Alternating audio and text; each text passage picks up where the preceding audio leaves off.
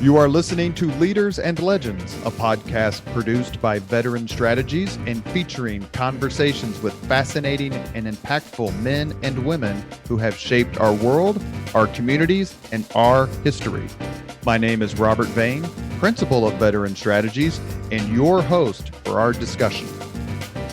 You are listening to Leaders and Legends, a podcast presented by Veteran Strategies, a local veteran public relations enterprise, and sponsored by Girl Scouts of Central Indiana, Garmon Construction, Leaders and Legends LLC, the Grand Hall and Conference Center at Historic Union Station, the McGinley's Golden Ace Inn, and McAllister Machinery, your friendly neighborhood Caterpillar dealer. You may find all your sales and rental equipment needs at McAllister.com. We are pleased to announce our podcast is a member of the All Indiana Podcast Network in partnership with Wish TV. You may find Leaders and Legends at allindianapodcastnetwork.com. Thinking of starting a podcast or need to host a public meeting? Let Leaders and Legends LLC be your partner as you look for new ways to communicate your message. Please contact Chris Spangle and me at leadersandlegends.net. Thank you for joining us on the Leaders and Legends podcast. Our guest today is someone I always wanted to be, so much so that when I joined the Army in 1987, I was a broadcast journalist.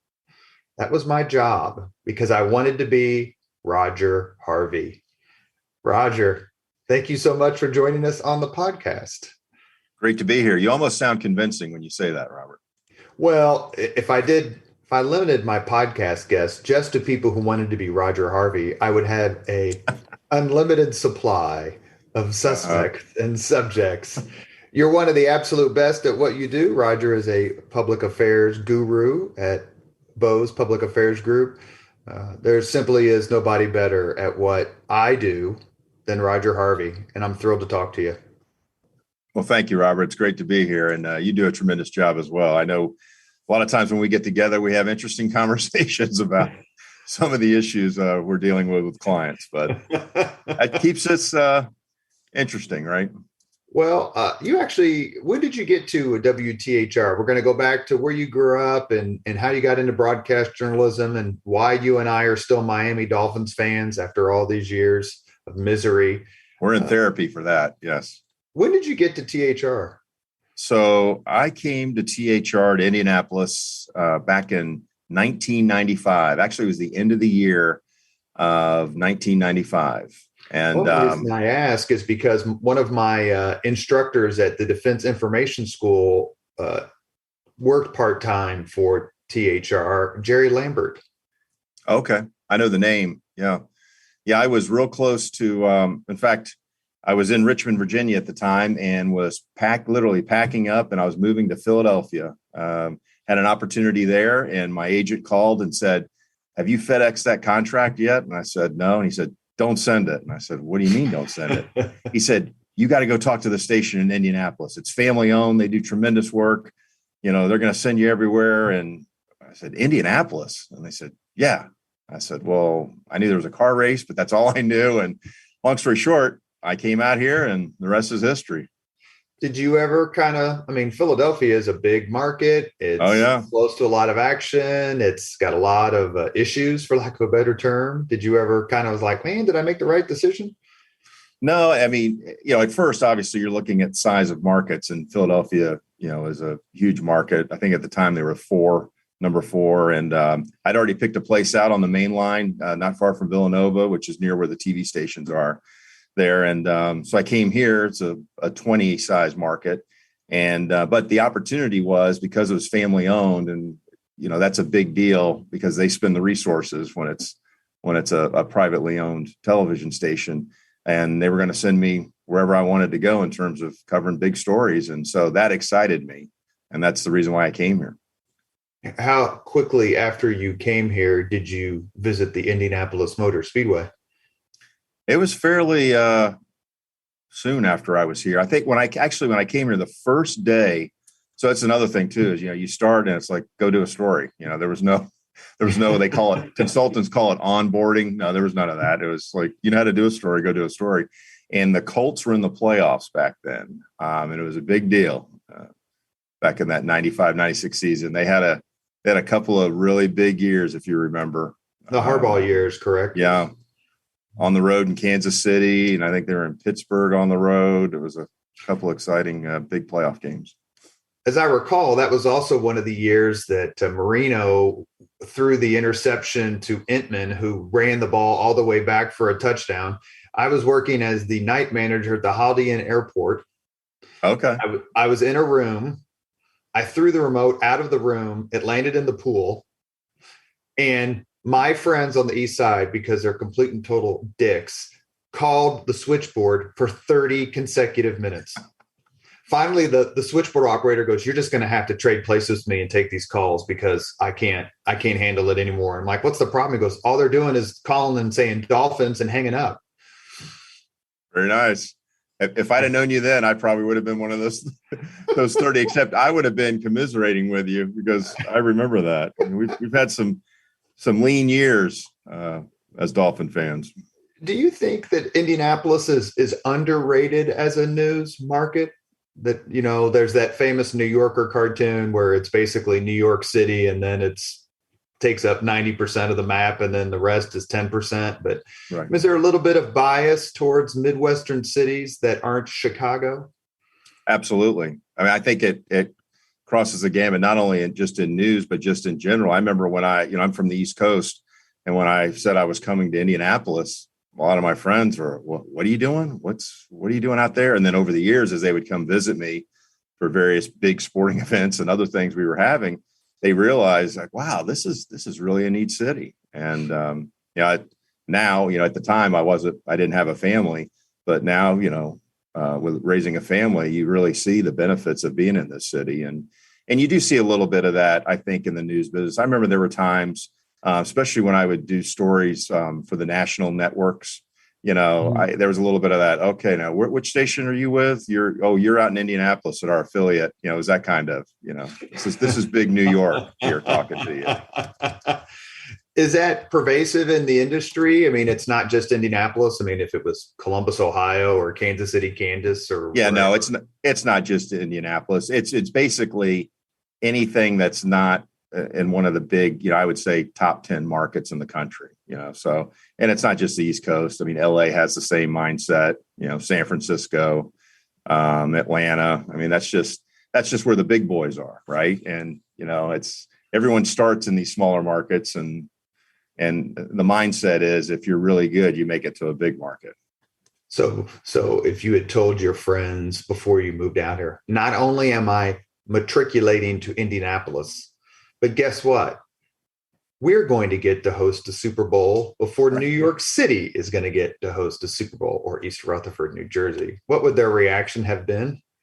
They wouldn't have believed me. And think about the Final Fours.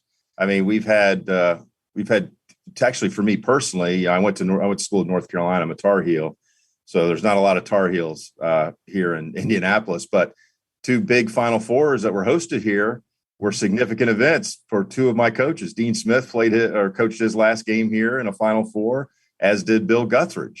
And so there were just neat opportunities over the years with various sporting events, whether it was basketball or football.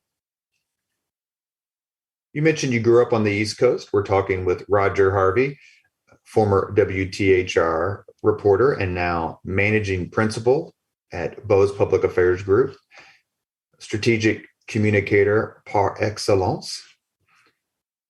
You grew up on the East Coast because your father had an amazing job and came up with one of the greatest advertising slogans of all time, which I remember as a kid.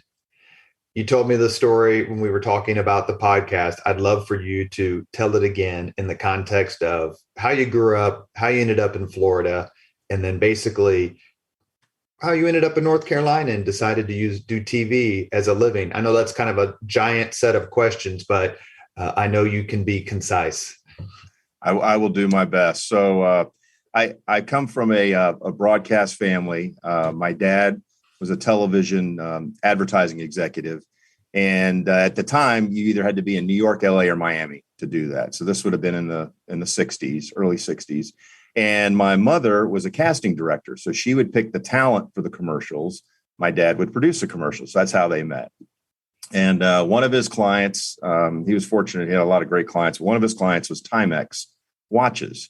And the slogan you're referring to was "the takes a licking, keeps on ticking." And so they had a whole campaign of commercials that he was responsible for, where they had a gentleman by the name of John Cameron Swayze. And you can find these on YouTube. They're actually kind of funny watching them. And they would put the watches in various situations. So on motorboat propellers, on baseball bats of Mickey Mantle at Yankees practice or what have you. And "takes a licking, keeps on ticking" was the campaign. And so, growing up in my house, quite honestly, Robert, it was interesting that for me, what was usual as a member of my family is that when the commercials were on, we actually paid attention to the commercials, because my parents would sometimes argue about, "Oh, that's Carol Demas, the mom in the Tide commercial," or that's so, and I just thought that was the way things happen until I went over to a friend's house and no one watched the commercials. I thought, wait a minute, we should be paying attention. But in any event, so we got tired of living in New York City. I was born in the city, and my mom actually got tired of it. I was relatively young. I didn't have a say in it. And so we moved to South Florida, and he had a TV production company down there that's still in existence today, and did music videos back in the day with Miami Sound Machine with Gloria Estefan, and a bunch of different shows, Howdy Doody Show and so forth. And then I got involved, obviously being around them in television. I wanted to get into journalism. And so there's a tape around somewhere of me hosting the Noonie Robinson Show, which is the name of our high school football coach at South Plantation High School. Shout out to the Paladins in Fort Lauderdale. And so I did that, and then wanted to go to Carolina because they're journalism school. And that's how I got to North Carolina. Did you go to high school with anyone famous? I'm thinking sports figures, because a lot of terrific athletes come out of South Florida. Oh yeah, no, we had a bunch. There were a couple of folks that played in the NBA.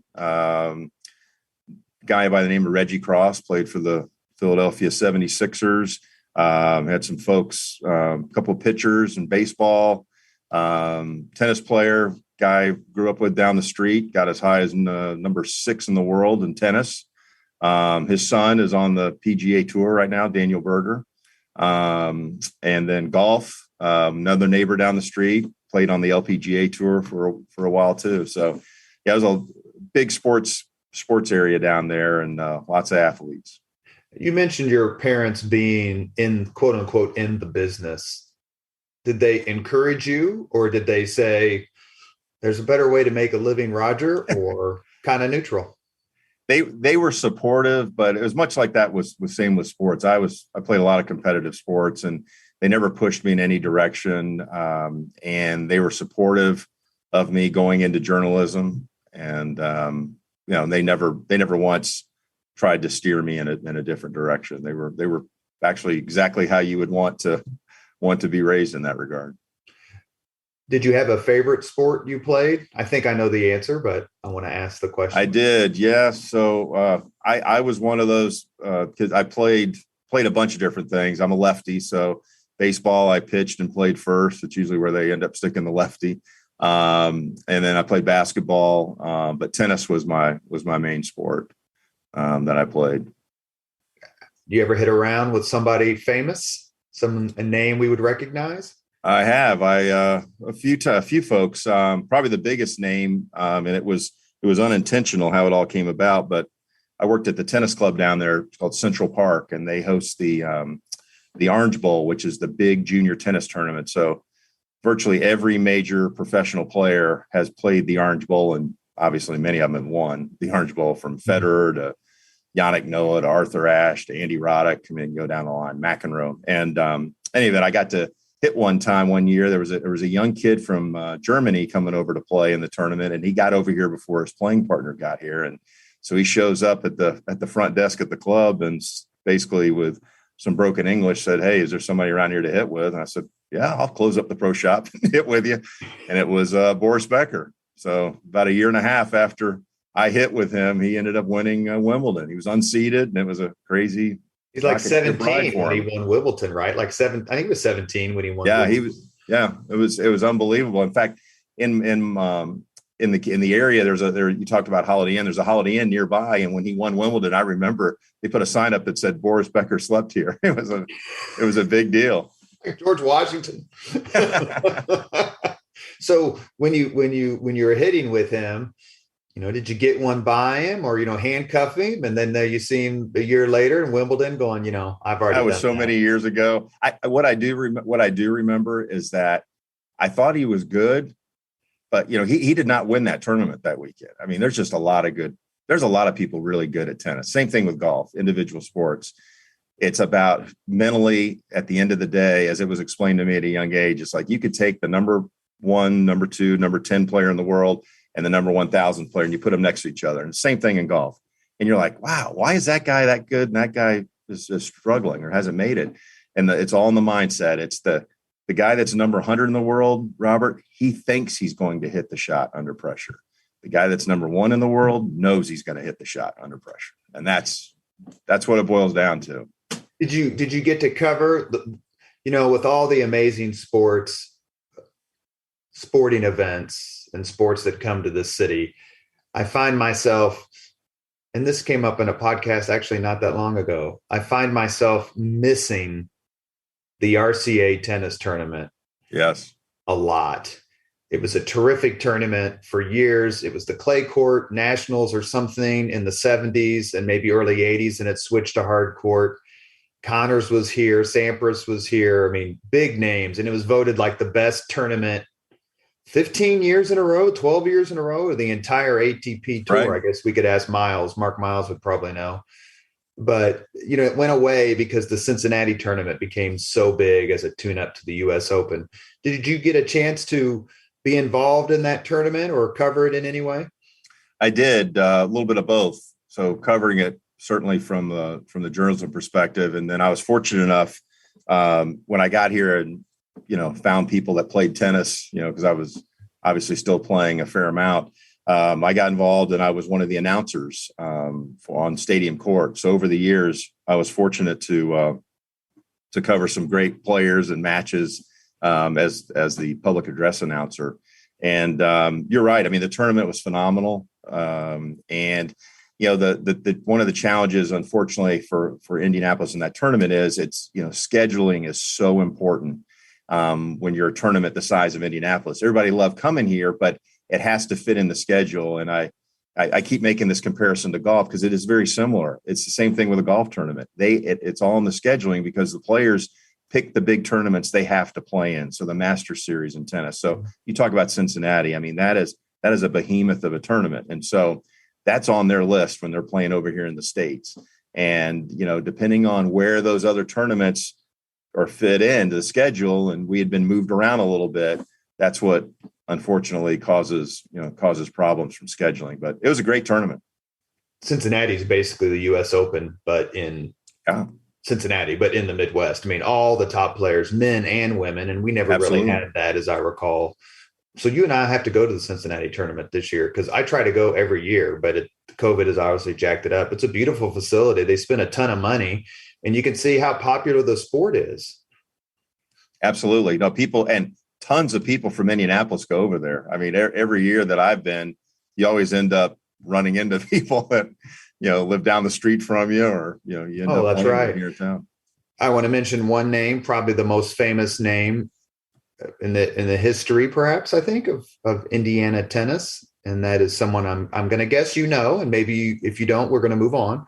And that is Todd Whitskin, very famous Carmel tennis player who had a terrific pro career, including beating 5-time champion at the U.S. Open, Jimmy Connors, at the U.S. Open. That's right. Todd passed away about 20 plus years ago of cancer, a phenomenal athlete.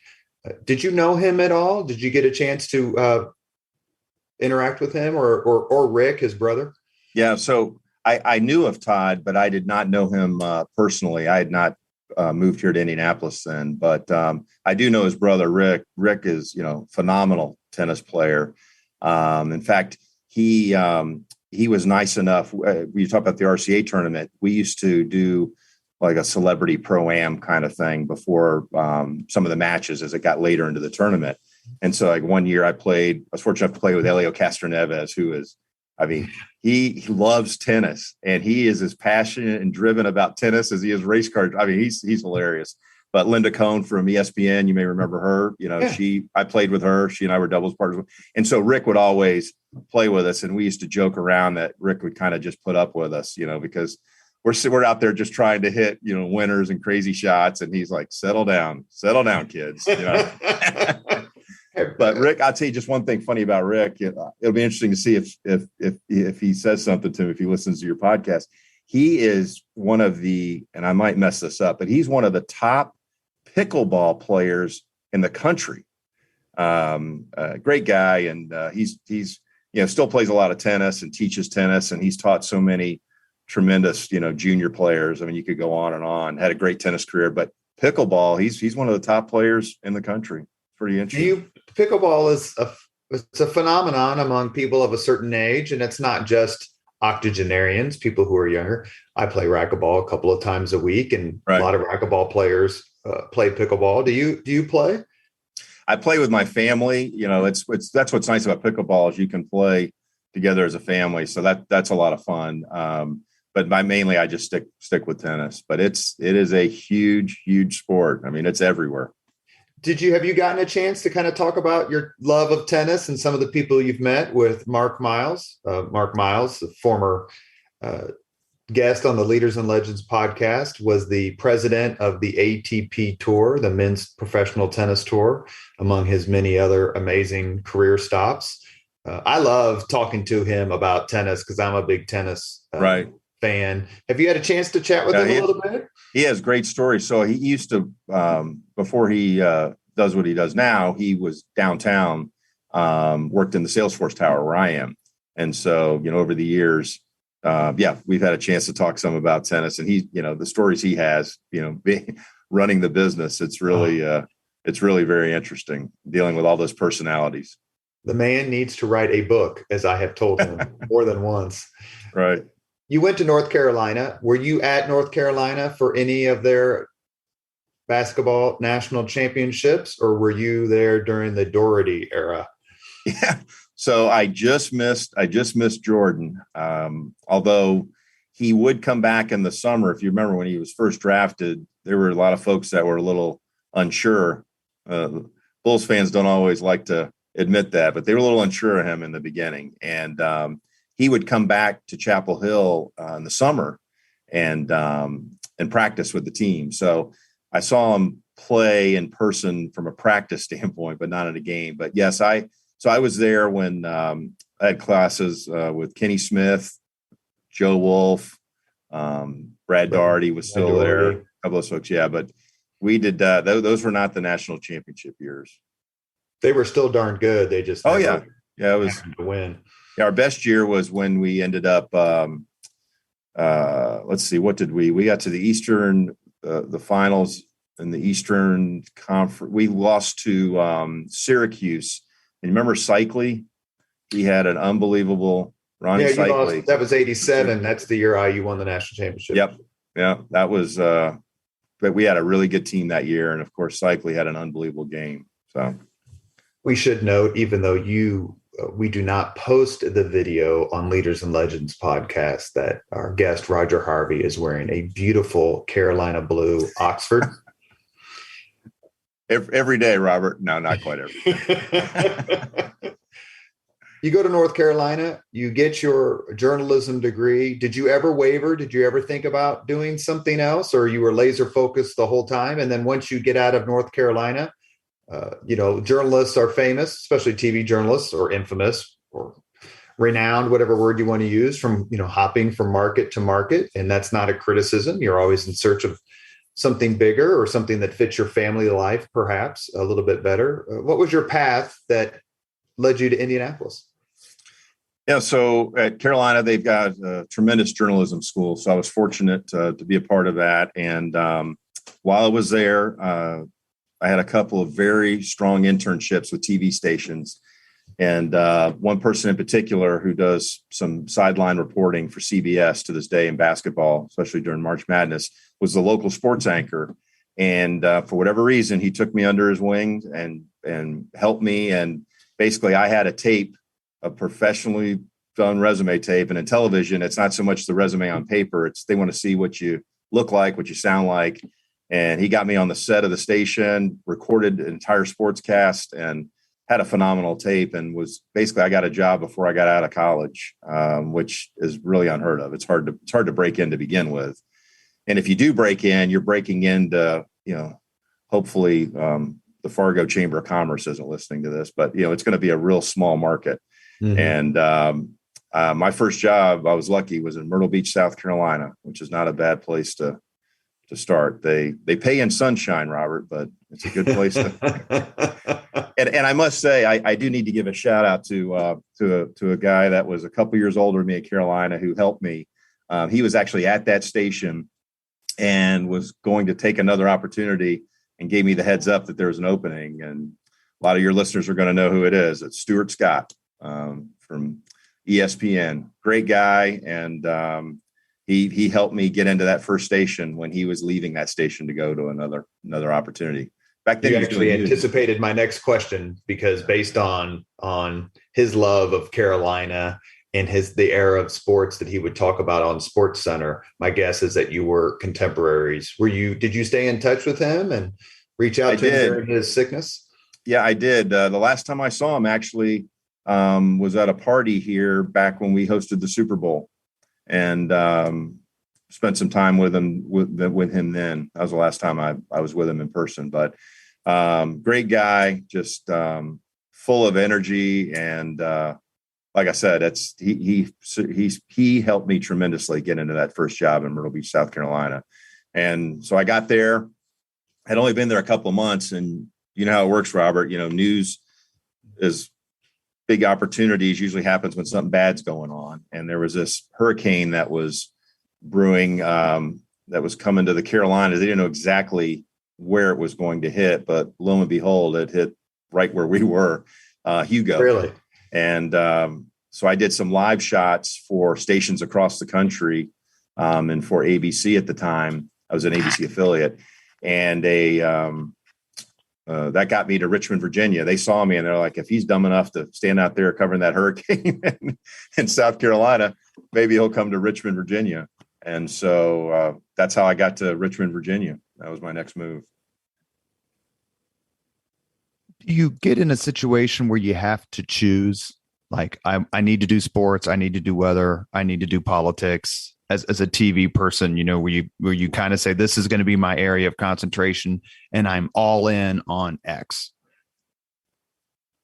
I think you can try to do that, but the reality is you're going to go where the opportunity is. I think most people would do that. For me, news was just an opportunity that presented itself right from the beginning. So, the sports that I covered over the years, I was fortunate enough to go to the Olympics in Australia in 2000 and cover that, but it was mainly covering it from a news perspective. Back when the Pacers made those runs in New York, at the Garden, I covered those, but it was the news side of it, covering the fans and so forth, not necessarily as a sports reporter. Do you ever wish you had made it to ESPN? There's a very thin ESPN connection to the Leaders and Legends podcast, and that is someone whom I'd love to have on the podcast, and her name is Jill Fredrickson, whose locker was 2 down from mine at Thomas Carr Howe High School. So maybe one day we'll get lucky and have her come on. I think Dana Hunsinger Benbow did a feature on her in the Star, but Jill's a brilliant member of a beautiful, wonderful Irvington family. But do you ever look at ESPN or maybe, Worldwide Wrestling or some other, delightful sport and go, man, you know what? I really could have done a terrific job as a play-by-play person for ESPN or something like that. I always enjoyed news. I mean, there were a couple of times when unique situations would present itself that I'd have to fill in and do the sports on an evening newscast, but doing play-by-play is a whole different ball game than talking about highlights. And highest score wins in a sports part of a newscast. So I always enjoyed the news, but I have a lot of friends that are in the sports world, and it's a lot of fun. There's a tremendous amount of travel. I don't know that people realize just how much you're on the road in that world. You are listening to Leaders and Legends, a podcast presented by Veteran Strategies, a local veteran public relations enterprise, and sponsored by Girl Scouts of Central Indiana, Garmon Construction, Leaders and Legends LLC, the Grand Hall and Conference Center at Historic Union Station, the McGinley's Golden Ace Inn, and McAllister Machinery, your friendly neighborhood Caterpillar dealer. Our guest today is Roger Harvey, former TV reporter for WTHR, and now he works at Bose Public Affairs Group. And not only does he work there, he is a managing director of strategic communications, and simply put, at the apex of what PR people do for a living here in Indianapolis. Roger, is there a particular Hoosier leader or legend you admire most? I don't know if there's one.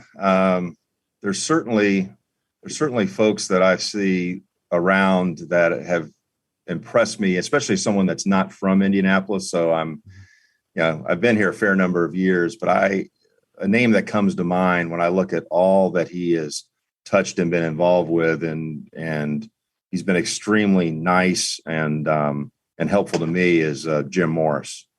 I would put him probably up there at the top of folks that I've had the opportunity to be around. Really a tremendous person. He is by far the most frequently cited Hoosier leader or legend, and we were lucky enough to have him on the podcast as well, a couple of times actually. You come to Indianapolis and you disappoint all your friends, and you decide to move to the Hoosier State. You've covered some terrific stories, big stories, not only here, but around the world. Are there two or three? Let's start within Indiana. Are there two or three within the Hoosier State that stand out to you still? Yeah, there are a few.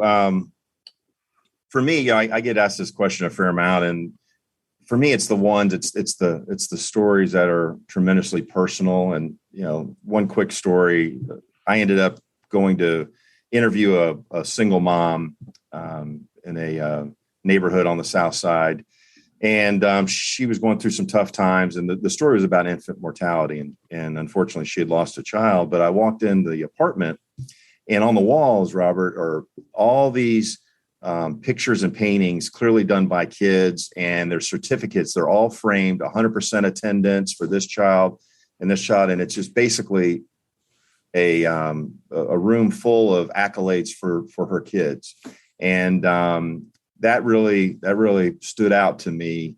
Not only she lost a child, but the children that she had and was raising, what a positive influence she was trying to be around them. And it stood out to me, and I did some things to help that family out over the years, because I felt like she was working really hard. And so that's the kind of story. It just aired one time on the air, and probably no one remembers it, but those types of stories about real people dealing with challenges and how they overcome it, those things stand out to me. In terms of a story that, would resonate or people would remember, probably the biggest one that I can certainly think of is, 9/11. When that happened, I was working here at Channel 13 at the time, and got sent right away to New York City. And I was born in the city, so I was from there and have a lot of family and friends there. And covering Indiana Task Force 1, which is our group of first responders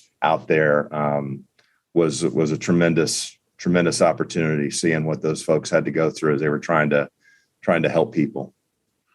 Going back to the first story you shared, I don't know how many times you've been interviewed. I've been interviewed more times than I can count, hundreds, I would guess at this point. And, most of the interviews, I think all of them are on the street, in your office, every once in a while I would ask to get interviewed outside St. John's Catholic Church after I left Mass, thinking that gave me more credibility. Whether it did or didn't, I don't know. But most of them are in somewhat sterile professional environments. But when you walk into someone's home, how different is that? Well, it's very different, at least for me, on a couple of fronts. Number one, you're in an area that's very personal, right, and usually private to them. And then when you layer on top of that the topic that we were talking about, which was, her losing a child, and the only reason why she agreed to do the interview was because she was trying to help other people be aware of signs of things that they need to do to make sure they stay in good health so that they don't have that problem. It's a tremendous weight that you carry into those situations, and you want to be respectful and you want to do the right thing. And I don't know that people always understand that when they watch a news story. It's all packaged up and you see it. No one really, I think, gives much thought to all the logistics of how that all happens and how you have to be personable and understanding and show empathy and just be a good person, right? To try to tell a story and make people comfortable to talk about something that's very, very horrible and oftentimes tragic that's happened in their life. It seems the reporters who have some of the best stories best to be used respectfully are the crime and public safety reporters. You think of Jack Reinhardt, who started working in this market in the 70s, right? Did you cover many crime scenes? And, when you did, how did you handle that? Because there's a rawness there that can't be ignored or faked. Oh, you're exactly right.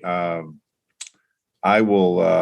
I'll tell you, Robert. It's probably no different than people that have served in the military and have been actually in war zones. I've unfortunately seen a lot of different ways people leave this earth in person, and there are times over the years, a couple of horrible ones in South Carolina and Virginia that it's. From time to time, I think about those situations, and you'll never forget it. And beyond that, what you try to do, even when I was, fortunately, I was not the crime reporter here in Indianapolis, but you end up covering these things from time to time, and you've got to try to talk to these folks, and those are some of the toughest interviews you'll ever do. Is talking to people when they're going through literally one of the worst times of their life, if not the worst time. And so how do you, as a reporter, we all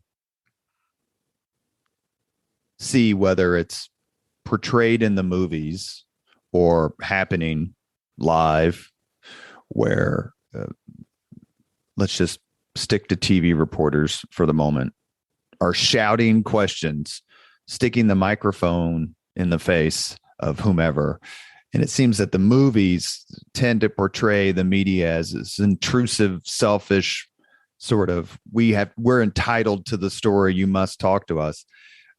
Am I far off in that characterization? I mean, I could mention several movies, obviously, whether it's some Dirty Harry movies where the media comes off poorly or some others. Right. Of course, there's always absence of malice. That was a newspaper reporter, as I recall. But anyway, how do you handle that? How do you decide how far to push? And do you think that the media, the TV reporters, get a bad rap because they're just doing their job? Well, I think, obviously the movie side of it is the entertainment side, right? And conflict is always, you think of some of those movies you're talking about, there's conflict. There's the black hat, right? There's the bad guy and there's the good guy. And so, what I would say in the real world, if you will, when it comes to covering, if you're talking about crime stories, I don't think reporters act that way at all in those types of stories. Now, where you might see some crossover is if, a law enforcement official is not being forthcoming with information, or if there's an internal investigation or, things like that. It's a little bit different in terms of covering public safety, where it's the official that's maybe reporters are being aggressive with. But certainly I never saw a situation where people were being aggressive in that way with folks that have experienced a loss.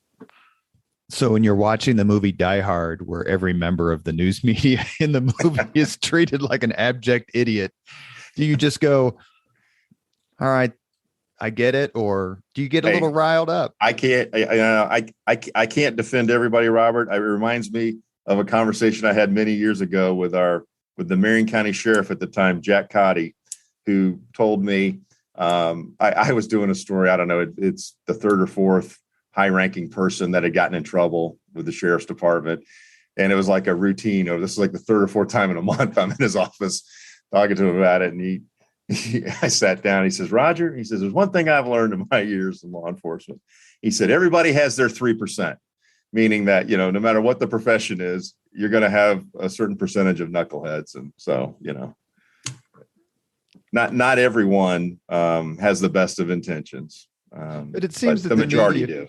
It seems like the media is an easy scapegoat sometimes, and other times, like any other profession, a legitimate object of criticism. When you go into a profession that's as high profile as journalism, is that something that you have to think about? I mean, it's like putting your name on a candidate paper and you decide to run for Secretary of State or, president, attorney general, governor, whatever. There are a lot of really good people who don't make that leap. Right. Because they don't want that scrutiny. And so as a TV reporter, knowing that you're going to be of the news, but potentially could be in the news, do you think that deters certain people and say, you know what the hell, I'll write a column instead? Oh, absolutely. I think, first of all, the media world, if you will, the landscape is much different now than it was, back when I started in this media business. And I hate to sound like the person, back in the day, I walked uphill both ways to school, but there is a little bit of truth to that now when people consume media, they consume what they want to hear, right? I mean, it's so fragmented. Most people are not interested in learning about another person's perspective. They want to be in their echo chamber and they want to hear what their view of the world is. And so that does create some of those challenges you're talking about. And, there's not just 3 television networks anymore.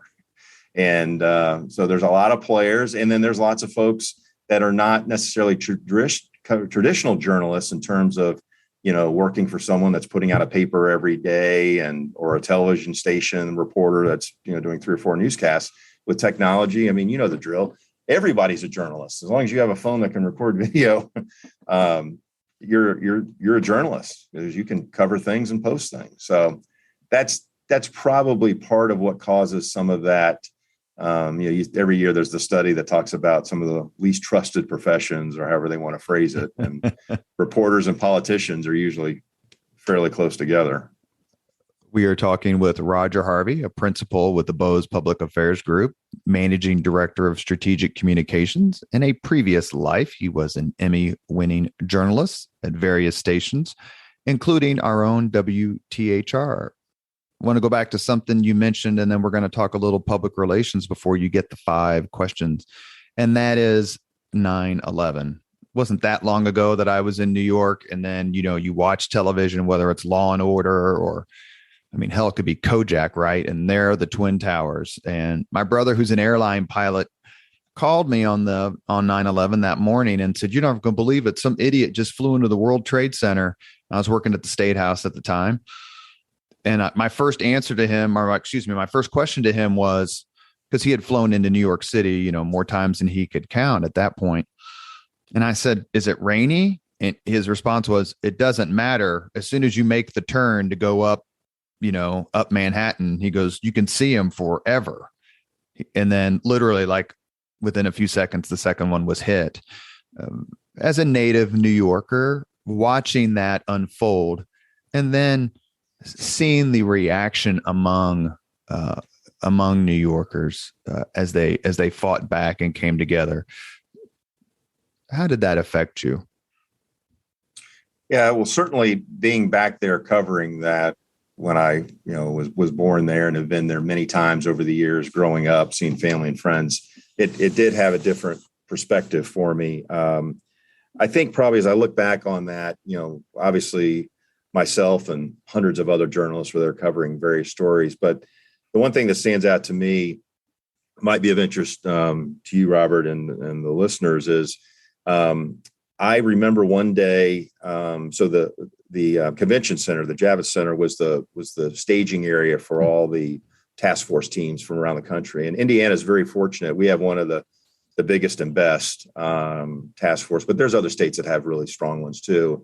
And so they all get to know each other because when there are these disasters, they're all together when they go cover hurricanes and so forth. And so I was talking to one of the other states that was next to the Indiana folks, and he was telling me about how when they had gone in to relieve another team, he said, boy, it was just amazing. You could just see the look on their faces. And I said, being a reporter, I said, well, where is that exactly? Like, is there a point where you guys actually pass in the street? And he goes, oh yeah, it's down here. He pulled out a map and showed me. So I told my camera person, I said, all right, that's where we're going. Tomorrow morning, we're going there. We're going to camp out at that cross point where you have people that have worked a 12-hour shift, covered in soot and debris, and have seen the worst things they could have possibly seen in their life, are walking out of there with no energy whatsoever. And in coming the other way, headed south, is the fresh crop, if you will, of people that have just gotten there in their freshly pressed shirts and, outfits, and they pass each other. And what does that moment look like? And so that's what we did. And we were fortunate to get a tremendous story that we were lucky, won some nice awards, but also more importantly, just told the story of how you had two different perspectives, and they would literally meet in the street, and then lining up on the sides of the street, Robert, were all kinds of locals, if you will, New Yorkers waving American flags, and people that had baked food and were handing food out as they were walking past each other. It was something I'll never forget. It really stands out to me.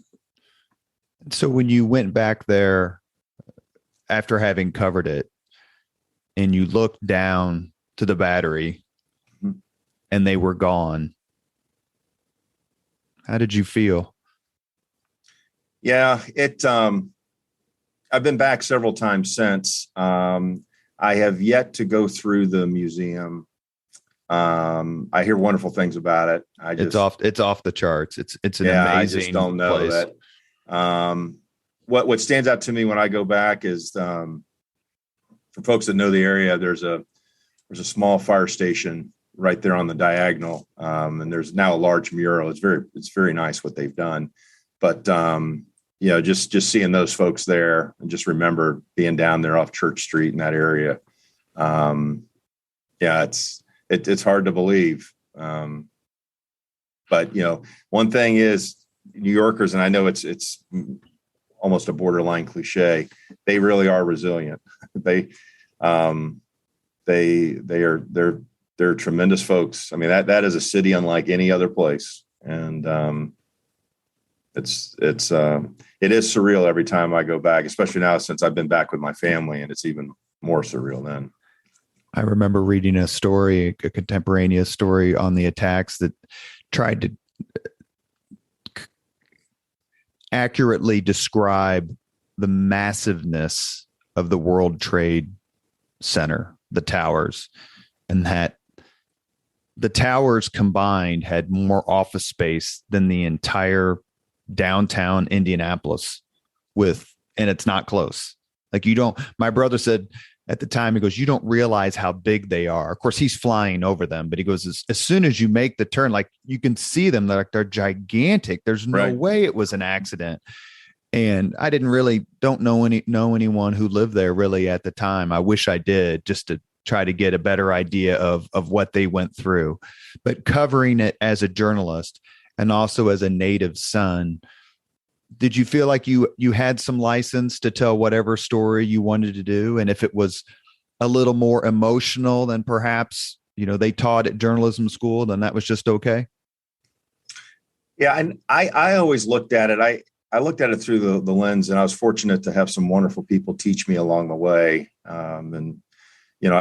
I've been told many times that I was a very strong storyteller. And like I mentioned to you, I was fortunate to win some wonderful awards. Little old Indianapolis competed against, and still to this day does. This isn't something I just did, but that station is known for winning national awards. It really is amazing what THR has done in this market. But that all being said, part of what I try to do when I go to these situations is not cover. The phrase I always use is don't out cover the network, meaning that, the network is going to cover the big picture, and they're going to get Giuliani, and they're going to get the police chief, and they're going to get all those people.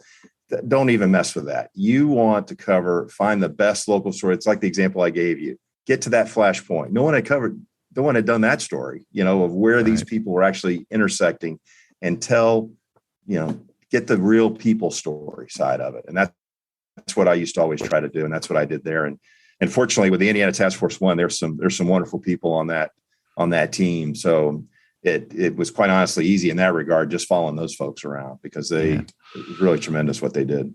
Chief Brown's been a friend for a long time. Yeah. He's as good as it gets. Oh yeah. I was, just as a side note, I was down, I guess the statute of limitations is passed now. So, but I was down covering Katrina. That was the last story I cut. My whole journalism career was bookended by hurricanes, Hugo and Katrina. And we had run out of gas, and he helped me out. Hypothetically speaking, he helped me out with some fuel for our Ford Explorer. A little cause and effect story before we move on for a kind of a quick dive into public relations, so you can hear the master at work. And that is Afghanistan. As I've mentioned a few times here on the Leaders and Legends podcast, my son did 2 tours over in Afghanistan. My niece did 1 tour, and very proud of both of them. You were over there. You covered a sweet baby and the surgery. What was it? You were at 9/11. You've been at these disasters. You've seen how people come together. But there really is something special about seeing Americans 8, 9, 10,000 miles away from their home, serving in a country that you could argue maybe has little or no effect on what happens here on a day-to-day basis. But seeing those troops, those Marines and airmen and naval personnel, what's that like when you look at them and go, where are you from? And they say Omaha or Indianapolis or Salt Lake City or Tucson. You're like thinking in your mind, what in the hell are we doing here having this conversation? Well, first of all, Robert, thank you to your family service, and also to you for serving as well. I will tell you, Afghanistan was probably one of the most challenging situations I've ever been in. I mean, that's a country that, not to go down a history rabbit hole, but has known nothing but war. And so basically the entire country is, from an infrastructure standpoint, is blown up. I mean, the roads don't exist. There's no lane markings. I mean, it's just a free for all. You go wherever. Problem is you can't go wherever, because over the years, Russia in particular and others left landmines behind, and you basically have to stay within the tracks of your tank or your Jeep to have complete assurance that there's not a landmine or an IED or something like that. But it's amazing when you see. To me, the most amazing thing when I was over there covering the soldiers is, number one, just how young. I mean, I remember being part of a group. There was 6 of us. And it's like, who doesn't belong in the photo? I've got a photo of these 6 brave soldiers, and there's an interpreter with us, and then there's me and my photographer. It's like, who's standing out in this photo? That being said, 2 of them in the group, it's the first time they'd been out of the country, Robert, and they're in Afghanistan. Like, they hadn't been to the Bahamas or Mexico or all the places you would think someone would go as a young person for the first time. No, it was Afghanistan. And there he is up there with a 40 caliber, weapon protecting us on top of the Humvee. And it's just talking to those folks. I mean, that this is the only thing they've known about being out of the country, is being in a war zone. And it really is amazing what what our troops go through in those situations. And I have the utmost respect. I tell you, until you've been over there, and I was only there for a small amount of time, but it felt like a lot longer. I think the world of those folks. Did you think when you were over there about all the television correspondents before you who went to war zones? Not think about it like you were trying to be one of them or anything like that, but just some of the most famous journalists, and let's do radio and TV at this point, really made their bones and got well known by covering war zones. And is that something you were conscious of, or the history that you were aware of, and you were like, I may not be, morally safer in the jungles of Vietnam, but I'm here and I'm damn glad I covered this story? Yeah. So the short answer is, where I'm going with this, based on your question, is it actually led to me getting out of the news business and doing what I do now. Right before I went over there, Oprah calls it the aha moment. For me, it was more of the fill in the blank moment. My wife was pregnant on bed rest, the end of her pregnancy, with our daughter. Everything turned out fine, but at the time, you're dealing with a crisis in your own sandbox, if you will. And I'm going to Afghanistan because at the time I needed one more international assignment because my next opportunity was with one of the networks. And so that was what my world was going to be, traveling to these hotspots. And right before I left, or shortly before I left, two things happened. David Bloom, a friend of mine at NBC, died over covering the war. And then another friend of mine who I worked with years ago in Virginia, Bob Woodruff, you may recall, he replaced Peter Jennings on World News Tonight.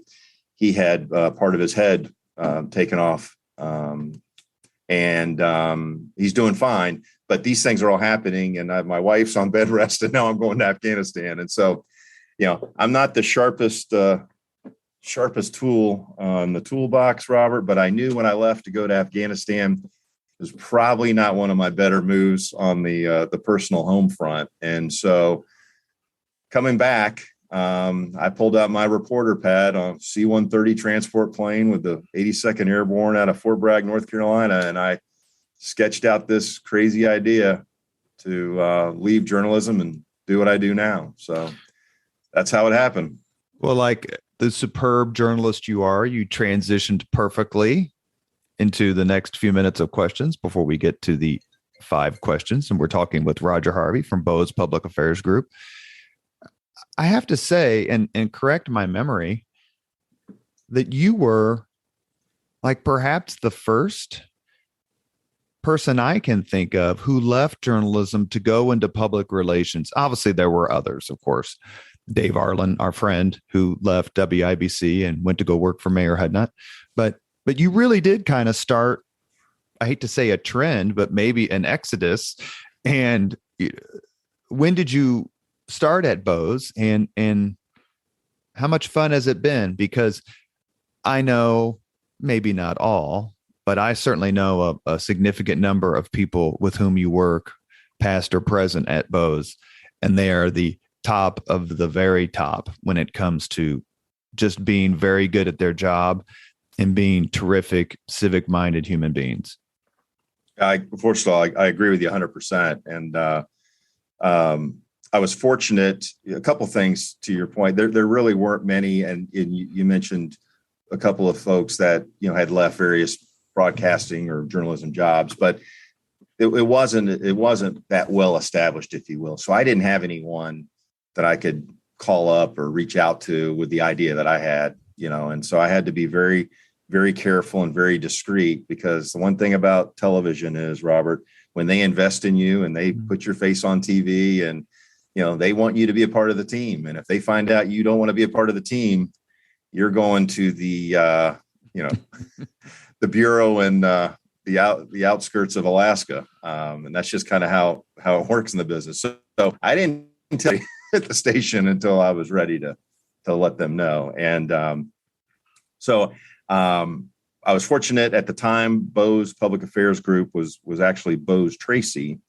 And there were some folks that were here. It was primarily a government relations firm that I thought very highly of.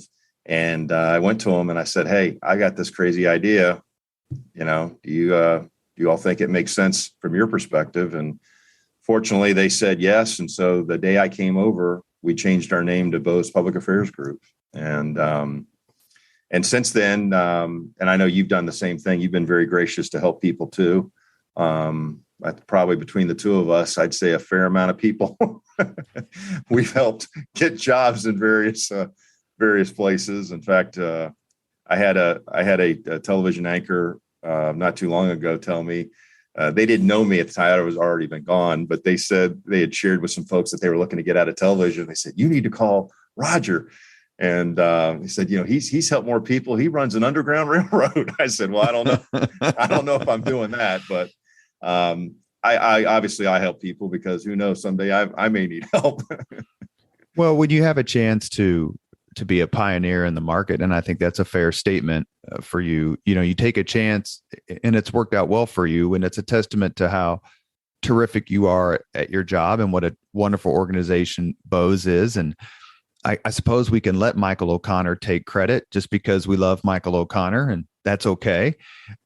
But there's a lot of people who are involved in your success. And that's one of the things that I think makes you so respected among your peers and people in the industry and people you've helped, whether it's, you and I having lunch outside on Washington Street and our friend Russ Tuttle saying, hey, Roger, how's everything going? Not knowing that I was sitting there at the time. I think that may be one of your favorite moments, Roger, as Russ and I started screaming at each other from a block away.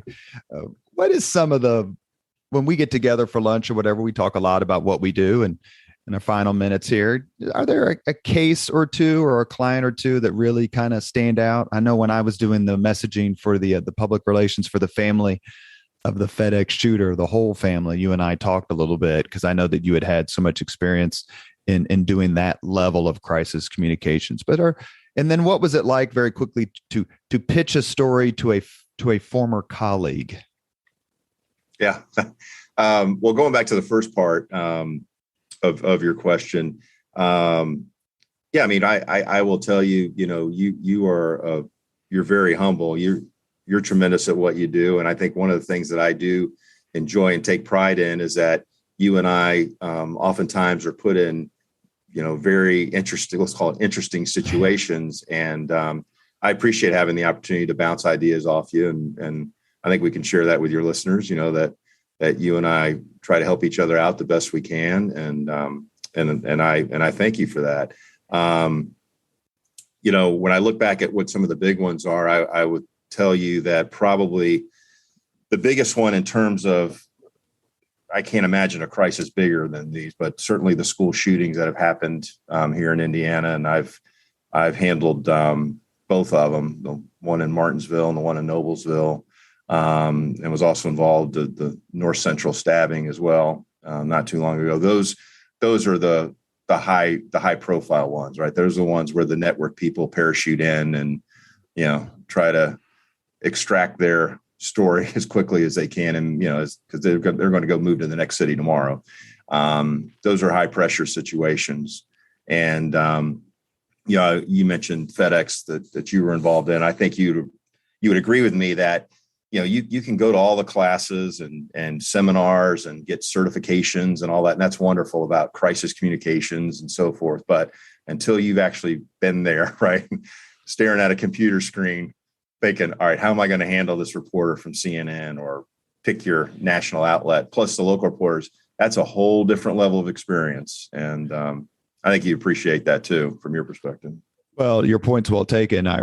It seems to me that in crisis communications, the most, as the FLAC, as the PR rep, the most important thing that you can do is say no, because, the statement that I sent on behalf of the whole family went out on Saturday, and I had an offer to go on Good Morning America the next day. And CBS News, CBS This Morning Sunday or whatever the heck it's called, the next day. And you just have to say no, because it's about the client. You're thinking, wow, boy, this could be great for my career and this is exposure and so on and so forth. But in crisis comms, especially, it's even more important to be laser focused on the client's needs and what the client can handle. Because, to your point, Good Morning America is going to know my name on Sunday morning when I do the interview, and they're going to forget it on Sunday afternoon, right? Like I'm immaterial. And Right. So being able to resist the temptation to do some sort of all-out media blitz when it's not in the interest of your client is one of the hallmarks of it.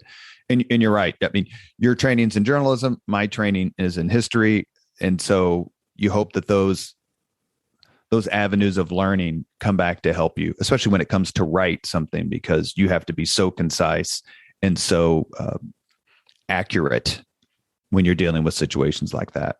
And doing it all under pressure. I mean, you don't have the luxury of waiting around a week to package something up with a pretty red bow on it.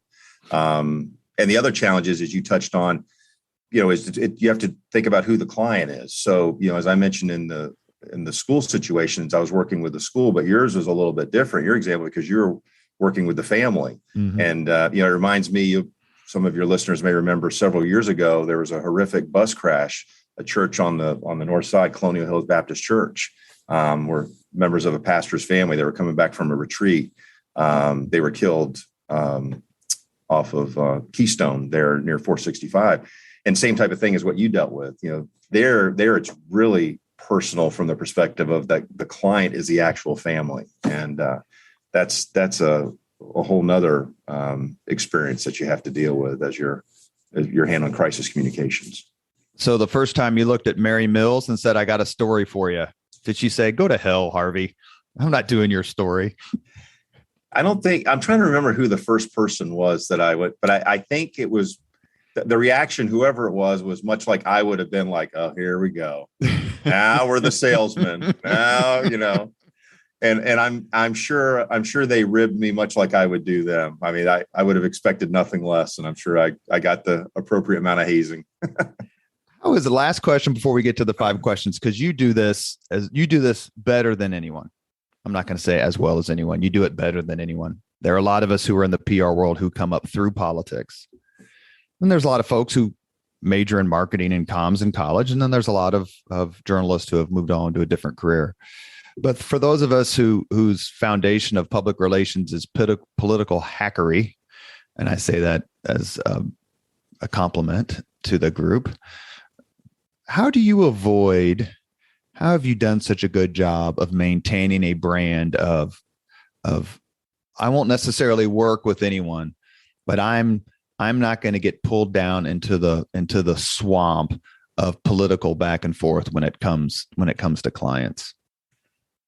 I will tell you, it's not easy, and it hasn't been easy.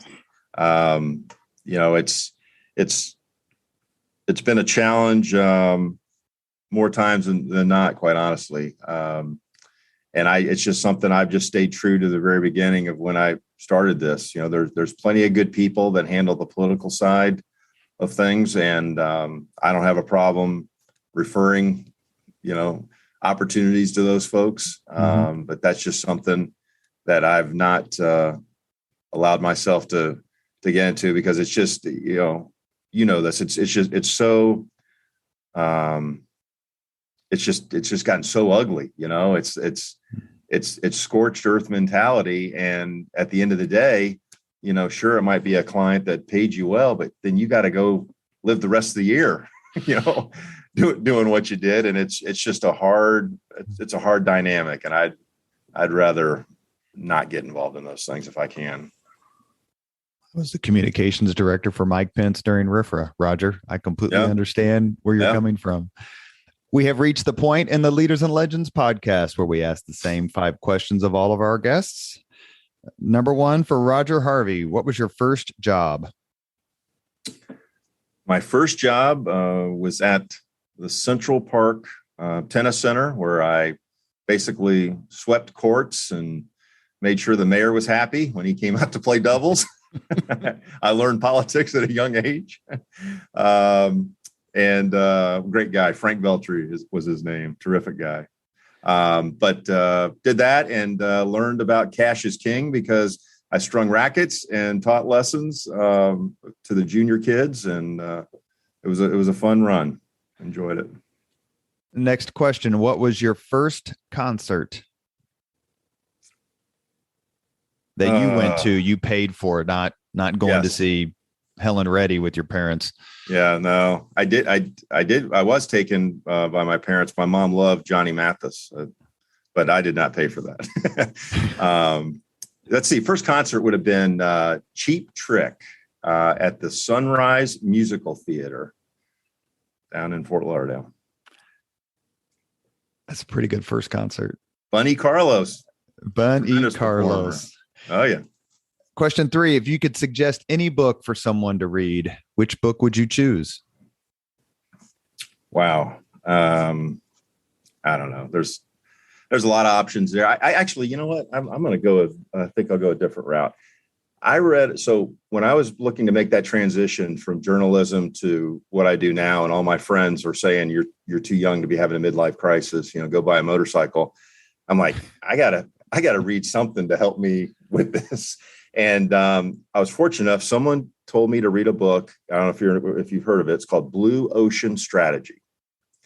And the purpose or the purpose behind Blue Ocean Strategy, it's about selling and marketing yourself, and how basically a lot of folks, and I'm going to oversimplify it, but the amateurs are all in this cutthroat world. So they're near the shoreline and they're chumming, and that's why it's all red and, muddy, and they're all competing for, the lowest common denominator. And it's just a miserable way to go through building a business.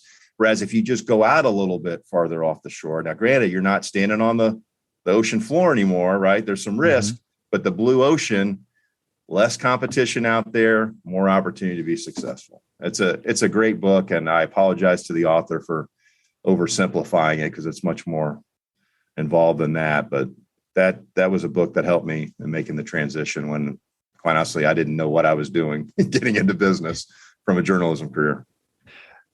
Number 4, if you could witness any event in history, be there as it happens, which event would you choose? Oh, wow.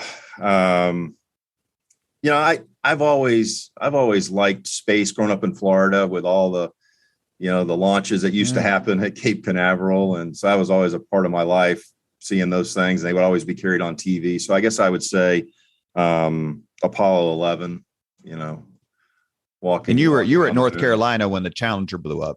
Yes. Correct. That was my senior year in high school. Yeah, yep. You were gone by then. I was in sociology class. I remember it well. Last question. If you could chat, have dinner with anyone living today, 2 hours off the record to talk about anything you want, whom would you choose? So I might be going a different direction on this one too. I don't know what that says about me, but I would say my dad, Robert. My dad passed away, unfortunately, when I was relatively young, and just been out of college for a couple of years. And I'd love for him to see what I made of myself, and hear about my wife and my kids, and that'd be pretty special. You have been listening to Leaders and Legends, a podcast presented by Veteran Strategies, a local veteran public relations enterprise, and sponsored by Girl Scouts of Central Indiana, Garmon Construction, Leaders and Legends LLC, the Grand Hall and Conference Center at Historic Union Station, the McGinley's Golden Ace Inn, and McAllister Machinery, your friendly neighborhood Caterpillar dealer. Our guest today has been Roger Harvey, former reporter at WTHR and currently a principal at the Bose Public Affairs Group, where he is the managing director of strategic communications, and those titles don't do him justice. He is the absolute best at what he does.